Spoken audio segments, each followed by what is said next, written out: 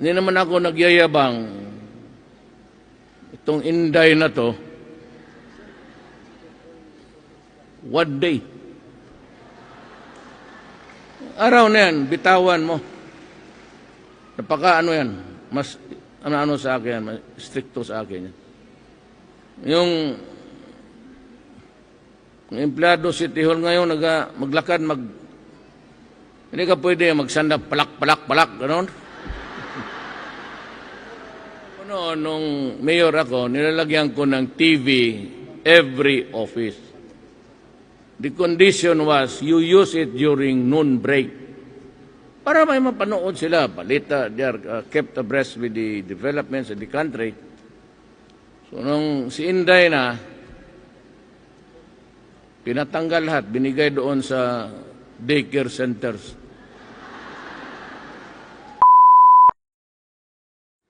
Alam mo, ang masakit sa akin ganito. Hindi ako nagbubula, ha? Anak rin ako ng mahirap.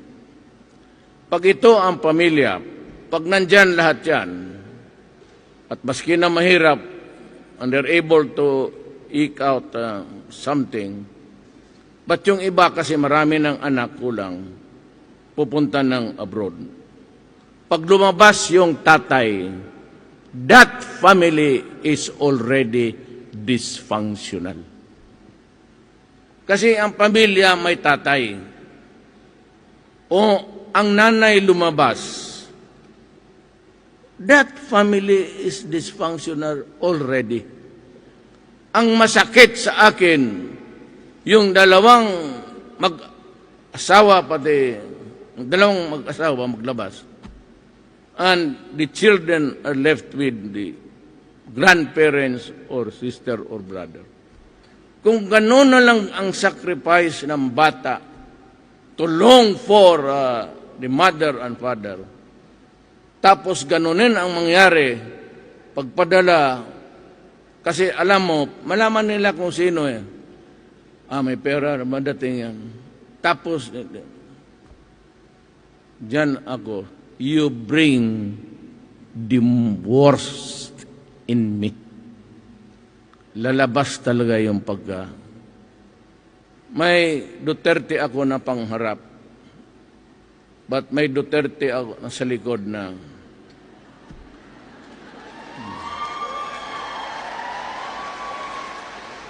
dito, pang pugi lang yan, pang ano sa mga girl. Pero yung isang Duterte na sa likod ko, bantay kayo dyan kayo.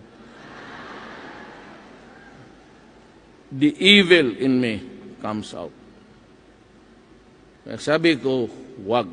Pag magsabi ako, wag. Kasi kung talagang makapabuti yan sa, bibigyan ko pa kayo tonelada. Because shabu is a commodity for the poor. Ang mga mayaman, cocaine. But cocaine comes from opium, ipape, which is organic. Tinanim ba? Itong shabu is a mixture of chemicals. Ang tubig ginagamit niya, yung tubig ng baterya, yung pang-start mo. Kaya pag yan ang inihit-hit, pumunta sa utok, o utak,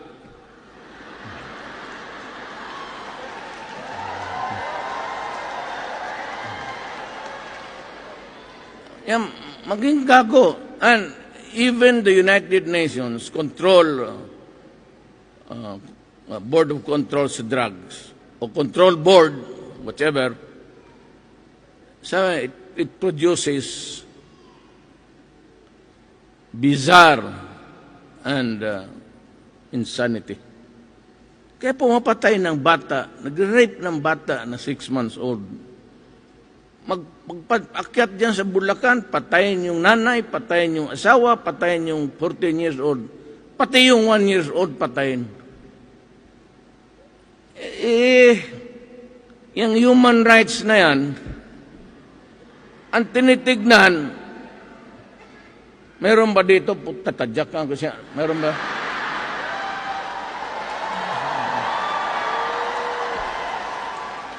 Tignan mo sa likod, kung hindi kayo mang ulol torpe, kung ilang bata na rape, ilang pamilya na matay ngayon, ubusin niya may sariling tatay na.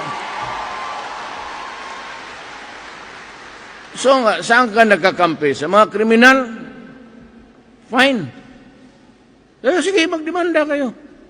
Wala akong pakialam. Pati yung presidente ng Bacoletse ka, you go to hell. Bakit?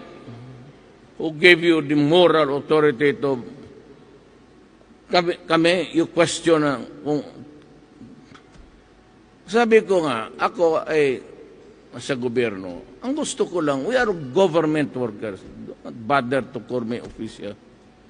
Dapat kami ang empleyado. Ngayon, kayo yung amo namin. Yan ang totoo. Saan niyo kinukuha yung sweldo? It is a taxpayer. Yung pera na pinapadala nyo, it circulates around. Bibili. Eventually, you pay the tax. Pag bili mo ng asukar, may tax. Pupunta ka sa gobyerno. Pupunta ka ng mantika, ayan, gobyerno. So who gets paid? Kami. Kaya ako, kung isang militar, o isang barangay captain, o isang vendor, o isang empleyado lang, o isang security guard, o anong, I only ask, bakit? Pilipino ka? Pag Pilipino ka, you have every right na murahin ako kasi baka hindi ka talaga kontento sa trabaho ko. Empleyado lang ako.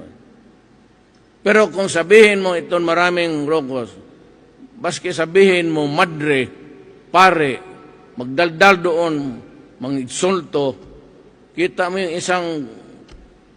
may isa doon gustong pumasok uli. Alaala niyo sa TV na nakatindig yung pulis, minumura niya, ang pulis umiiyak na lang. Kasi may demonstration. Walang gawa. Hindi mahampas ng pulis. Basta hiyaan na lang. Umiyak na lang ang pobre. Kung ikaw hindi Pilipino,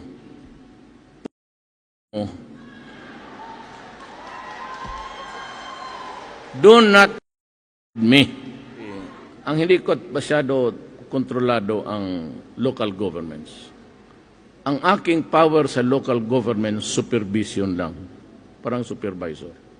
But sa executive department, president, vice president, cabinet members, executive, army, police, militar, akin yan.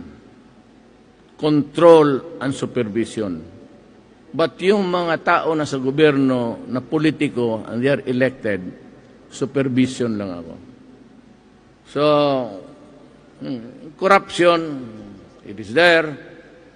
Minsan yung mga permit, kasi ako nung mayor ako, 3 days. Hindi naman ako nagyayabang. Itong Inday na to, 1 day. Araw na yan, bitawan mo. Napaka ano yan, mas ano sa akin, mas stricto sa akin yan. Yung empleyado City Hall ngayon, maglakad, hindi ka pwede magsanda, palak, gano'n. Agad patawag kaya.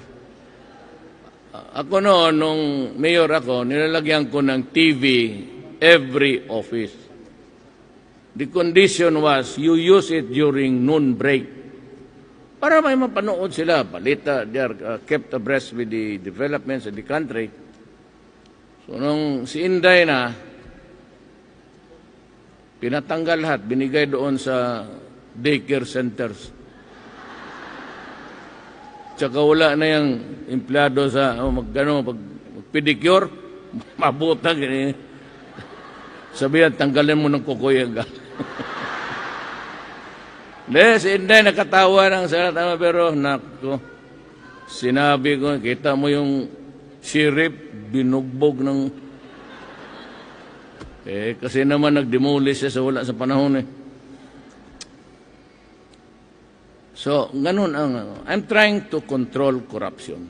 dito sa Customs, BIR, wala na kayong... Tapos sabihin ninyo, Hoy, Erika, anong gusto mo sa akin? May papilis, ganun yung record mo.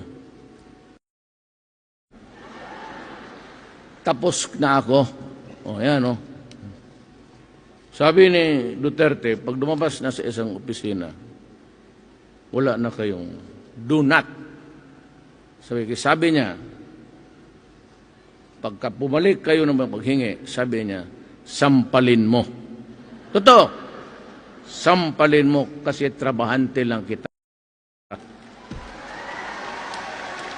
Huwag mo akong, yan ang sabi ni Mayor. Huwag ninyo ako tawaging presidente kasi ang bunganga ko pati ang behavior ko, pang mayor lang po. So, Davao, parang sa Davao City man tayo, nagrarally, nilalabas ko lang yan kung ano yung ugali ko. Kung magustuhan mo, okay. Pag hindi, pasensya. Okay. Corruption, droga. Sabi ko, pakiusapan ko lahat. Pangatlo, ang kalaban ng gobyerno, mga rebelde,